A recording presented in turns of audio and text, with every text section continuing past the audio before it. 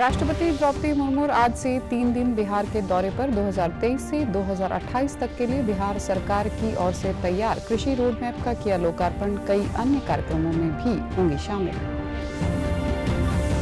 कुंजपुरा सैनिक स्कूल में राष्ट्रीय खेलों का समापन। हरियाणा के मुख्यमंत्री ने किया ऐलान, प्रदेश के सभी जिलों में पीपीपी मोड में खुलेंगे सैनिक स्कूल।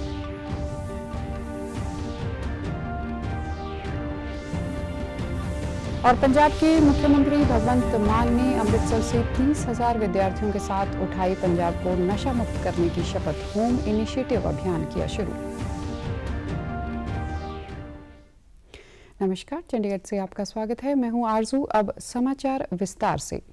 राष्ट्रपति द्रौपदी मुर्मू आज से 3 दिन बिहार के दौरे पर पहुंच चुकी हैं। पटना में राष्ट्रपति ने आज 2023 से 2028 तक के लिए बिहार के चौथे कृषि रोड मैप का लोकार्पण किया।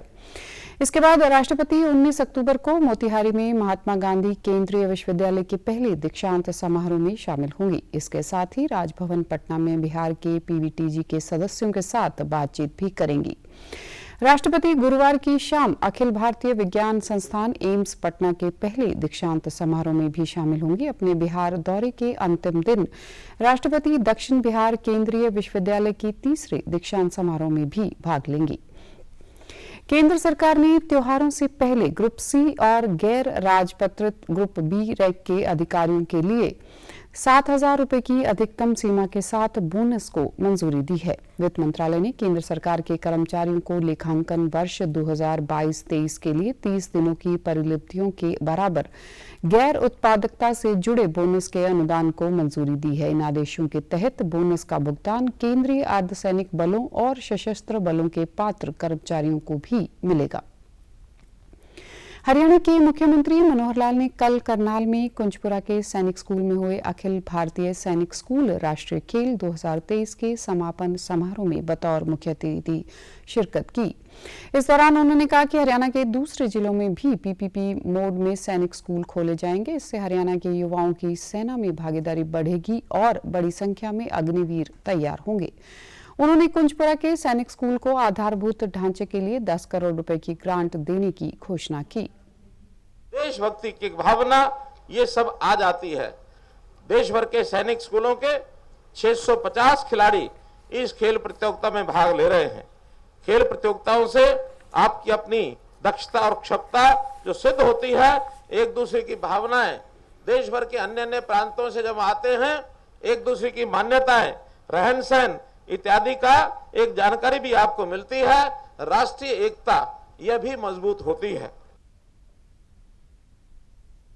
उन्होंने कहा कि हरियाणा में पहली बार अखिल भारतीय सैनिक स्कूल राष्ट्रीय खेल प्रतियोगिताओं का आयोजन किया गया है। यह गर्व की बात है कि यहां आयोजित विभिन्न प्रतियोगिताओं में 30 से अधिक सैनिक स्कूलों के करीब 650 खिलाड़ियों ने हिस्सा लिया। सरकार ने हरियाणा को स्पोर्ट्स पावर हाउस बनाने के लिए खेल संस्कृति को विकसित किया है। ग्राम से लेकर राज्य स्तर तक खेलों को बेहतरीन इंफ्रास्ट्रक्चर तैयार किया गया है। बेटियों ने भी भाग लिया है।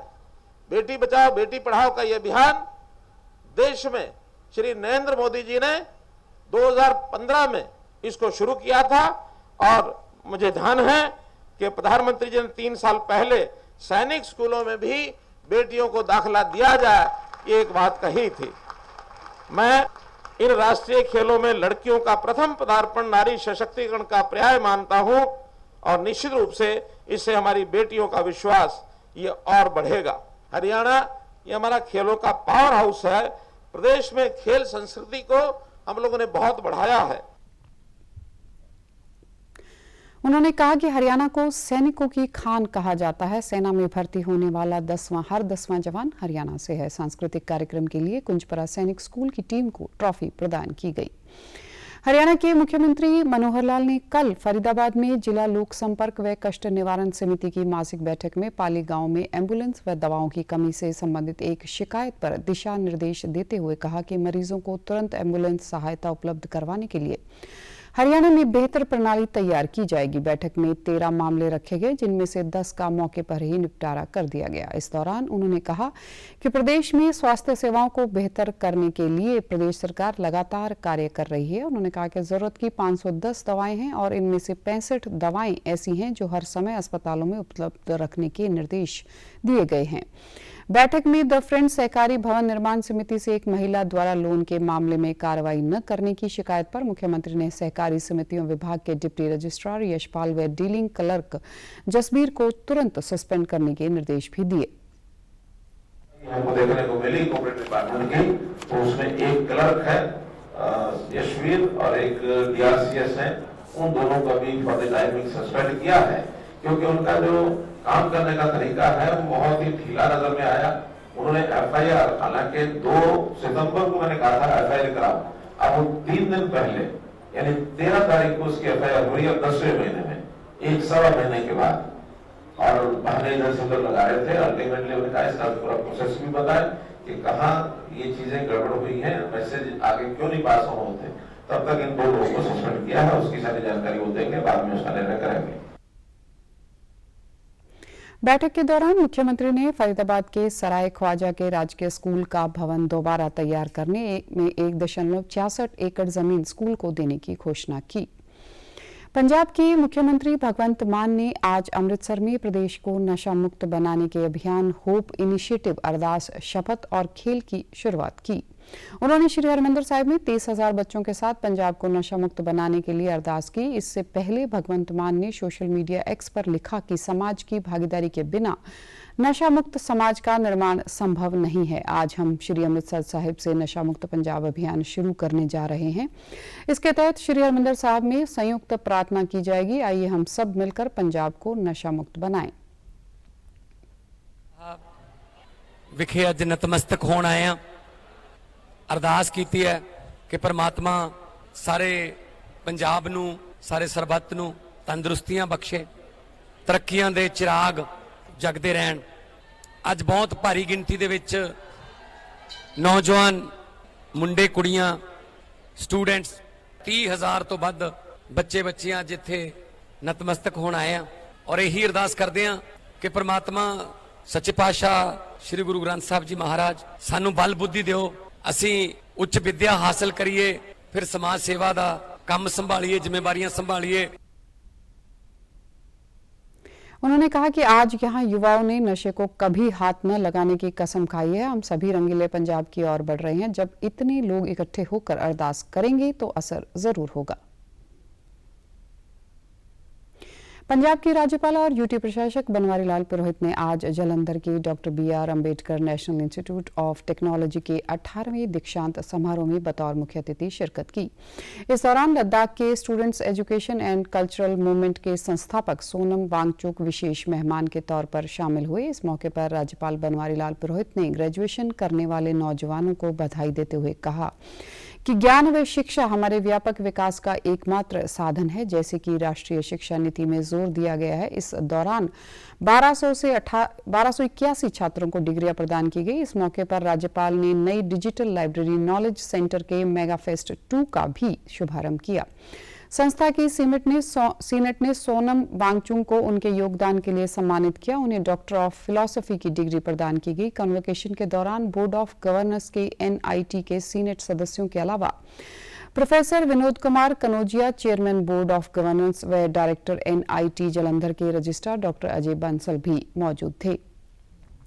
CJI DY चंद्रचूड़ की अध्यक्षता वाले सुप्रीम कोर्ट कॉलेजियम के कई उच्च न्यायालयों में जजों की नियुक्ति की सिफारिश की है। मध्य प्रदेश हाई कोर्ट के जज के रूप में न्यायिक अधिकारी राजेंद्र कुमार मानिक, प्रमोद कुमार अग्रवाल, विनोद कुमार द्विवेदी, देव नारायण मिश्रा और गजेंद्र सिंह के नामों की सिफारिश की गई है। इसी तरह पंजाब व हरियाणा हाईकोर्ट के जजों के रूप में 5 वकीलों हरमीत सिंह गरेवाल, दीपेंद्र सिंह नलवा, सुमित गोयल, सुदीप्ति शर्मा और कीर्ति सिंह को न्यायाधीश के रूप में नियुक्ति करने की सिफारिश की गई है। इसके अलावा पटना और गुवाहाटी में भी कई न्यायाधीशों की नियुक्ति की सिफारिश की है।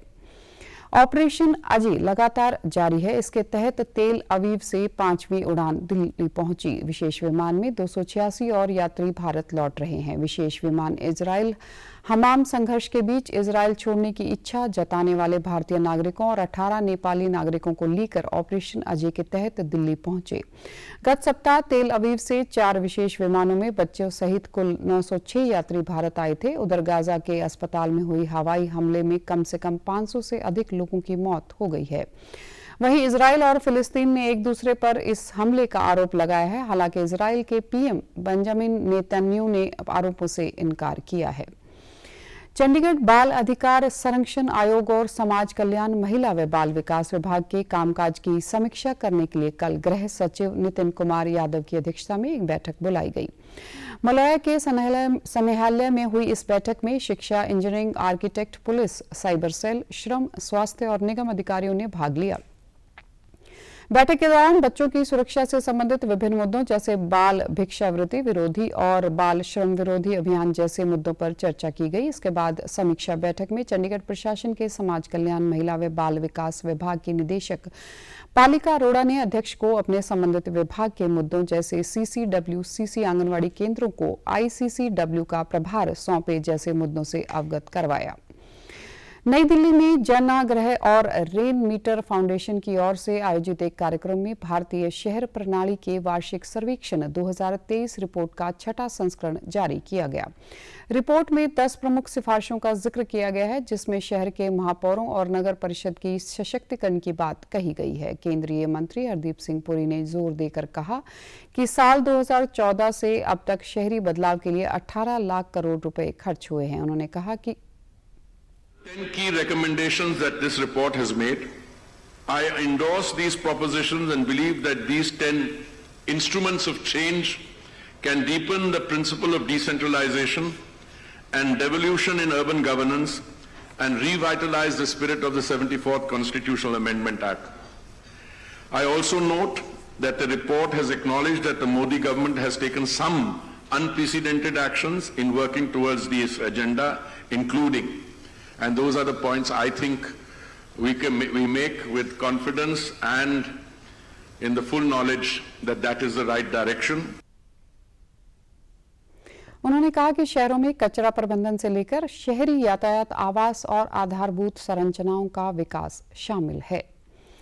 प्रधानमंत्री नरेंद्र मोदी की अध्यक्षता में हुई कैबिनेट की बैठक में सरकार ने 4 अहम फैसलों पर मुहर लगा दी। इसके तहत सरकार ने दीपावली से पहले किसानों को बड़ी सौगात देते हुए गेहूं, जो चना सहित 6 फसलों पर MSP यानी न्यूनतम समर्थन मूल्य बढ़ा दिया है। इस बारे में जानकारी देते हुए केंद्रीय मंत्री अनुराग सिंह ठाकुर ने बताया कि सरकार ने गेहूं के समर्थन मूल्य में 150 रुपए प्रति क्विंटल, सरसों का MSP 400 रुपए तक बढ़ाया। इसके अलावा सरकार ने लद्दाख से हरियाणा के कैथल तक हरित ऊर्जा के लिए ग्रिड लाइन बिछाने का निर्णय लिया है।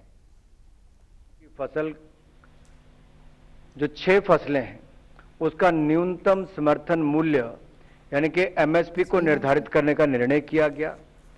अगर ये 6 फसलों का एक एक करके मैं आपको बताऊं तो पिछले वर्ष की तुलना में ये MSP ज्यादा है और तिलहन और सरसों में जो MSP है उसको 200 रुपए प्रति क्विंटल की वृद्धि की गई है। मसूर के लिए 425 रुपए की प्रति क्विंटल वृद्धि की गई है। गेहूं के लिए 150 रुपए प्रति क्विंटल की वृद्धि की गई है और बारले के लिए 115 रुपए प्रति क्विंटल वृद्धि की है।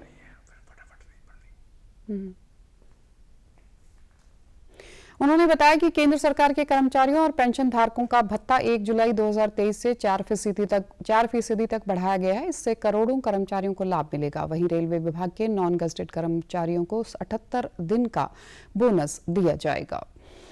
और आप हमारे समाचार YouTube channel DD news Chandigarh, Facebook DD news Chandigarh और Twitter handle DD news CHD पर भी देख सकते हैं। इसी के साथ समाचारों का सिलसिला समाप्त होता है।